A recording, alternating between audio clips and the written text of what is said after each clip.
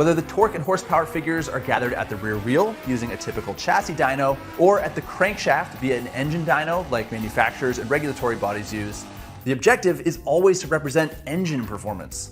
And therein lies the problem. We don't ride engines. We ride complete motorcycles that push the crankshaft's torque through a series of gears that amplifies the engine's output dramatically by the time it reaches the rear tire. For example, with a typical gas bike's primary reduction, 6-speed transmission, and final drive ratio, we could be talking about a multiplication factor of 14 to 15 in first gear. Meanwhile, electric motorcycles' direct drive single reduction setup only multiplies motor torque by 4 or 5. So while the Zero and Yamaha have vastly different motor and engine outputs, thrust at the rear tire is far more comparable than you might think. Now, peak rear wheel thrust is certainly more useful than peak engine torque when trying to assess a motorcycle's acceleration, but it's still just a snapshot of one moment in time.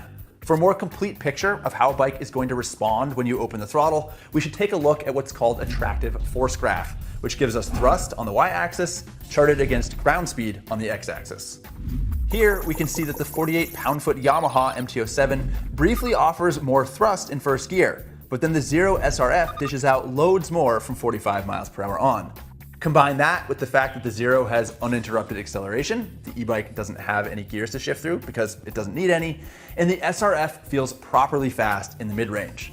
In fact, it sprints from 60 to 80 miles per hour twice as quickly as the Yamaha.